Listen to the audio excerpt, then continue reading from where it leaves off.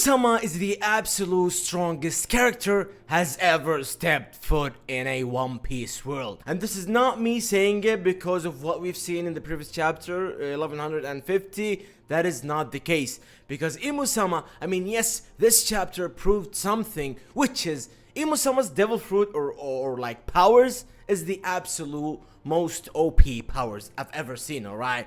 Because now I think Imu-sama's powers, whether it's a devil fruit or whatever, it is the start of all devil fruits in my opinion, okay? Because if Imu-sama's devil fruit can turn anything into reality, and not in a kanjuro way, like in a stupid way. No, that's not the case. She can basically, I mean, the way she made the deal with the devil, she possessed Gonku and Dorian, Brogy, and all these guys. She basically can control everybody, and she basically can turn anything into reality, and this is the absolute most OP thing I've ever seen. And that's not even the case, bro. I mean, what we've seen in Egghead arc, when Joy Boy pulled, or Emmet pulled the haki of Joy Boy, and he absolutely made the Garossi shit on themselves, alright?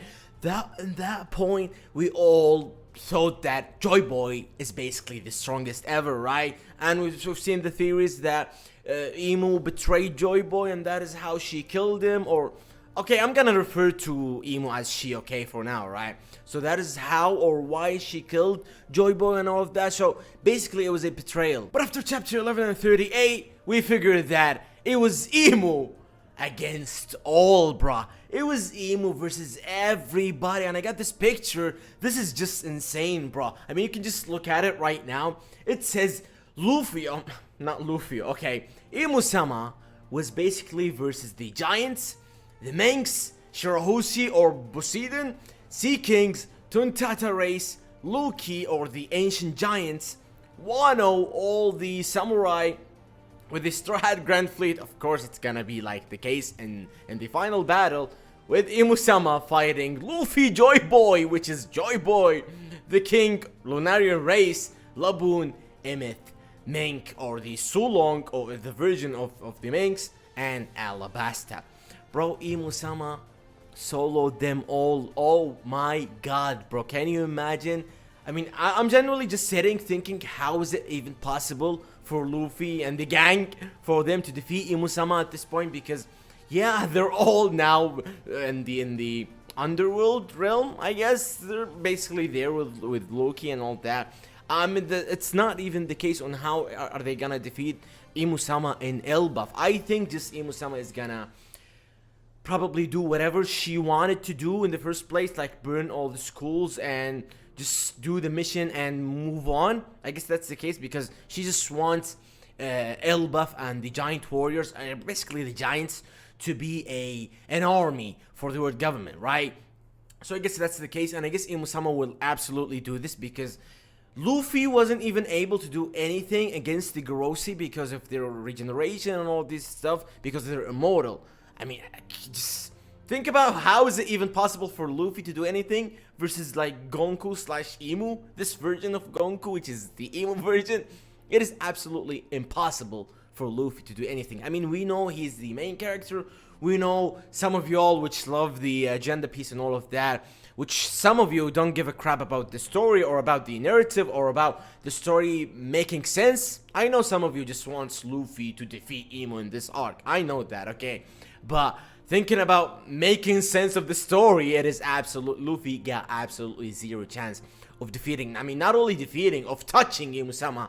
I don't even think it is possible, okay? First of all, Luffy needs to learn on how to like fight these regeneration guys, the immortal, like the Holy Knights, the Garossi and all these guys. First, he needs to learn this from Scuppergaban, and then he must train or whatever. I think the power-up, the perfect power-up for Luffy is gonna be when he finally fights Blackbeard, I guess. I mean, he might like fight Shanks as well, and I mean it's gonna be a friendly fight, not a fight that I wanna kill you fight. It's gonna be just a friendly fight for the Straw Hats, for the Straw Hat or whatever. But I think the perfect power-up for Luffy is gonna be when he finally fights Blackbeard, because Blackbeard is genuinely like the perfect guy for Luffy, because he's the guy who wants to kill Luffy, bro, okay? And Luffy is facing Blackbeard as the guy who killed his brother, like with a Akainu, right? Because Blackbeard is the reason why Ace has died, right? So I think Luffy needs a enormous power up for him to defeat Imu-sama. So I guess after what we've seen on this chapter, and after what we've seen on chapter 11 and 38, I genuinely cannot think of a way for Luffy to defeat Imu-sama, unless, like, I don't know, I mean, he's gonna pull up with everything, right? With the Lunario race, which is king, with Shirahoshi, with probably Bluton, like the ancient weapon, with every race possible, like the giants probably. I don't know if Imu-sama is gonna have the giants as the army of the world government. I don't know if that's the case. But what we've seen from this chapter and everything we've seen from Imu-sama, I genuinely cannot think of a way for Luffy to defeat Imu-sama. And I even remember Oda in Wano, him saying, I genuinely don't know how Luffy's gonna defeat Kaido. I mean, if that's the case with Kaido, I feel sorry for Oda on how he's gonna make Luffy defeat Imu-sama, bro. Because what we're seeing from Imo is probably the most OP, like, power I've ever seen, probably in all of anime, like, with some other characters, right? It is insane. I can't think of a way on how Luffy is gonna defeat Imo. And what is crazy to me is that now, and please write in the comments what you guys think, because it's just a give and take situation, right? Because, I mean, I'm not saying stuff from Oda, I'm just throwing whatever, like, I got in my opinion, or in my mind, alright? So now, I have a feeling that the Holy Knights and the Gorosi just don't matter anymore after what we've seen with Gonku and stuff, and the whole devil contract or whatever.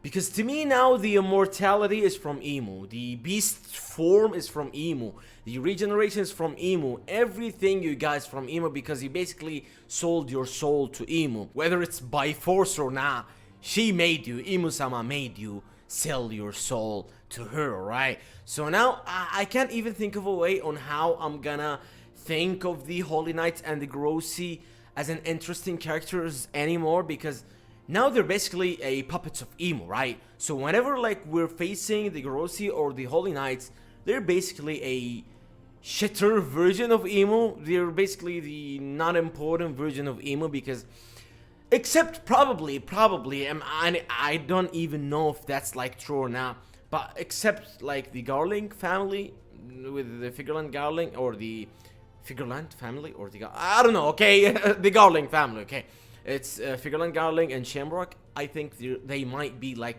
the only characters who didn't sell their soul for Emu. I mean, they could have, I don't know, okay, so that's that could be just for me, okay? I don't know. Write in the comments what you guys think, because now I just don't think of the Gorosi and Holy Knights as a threat.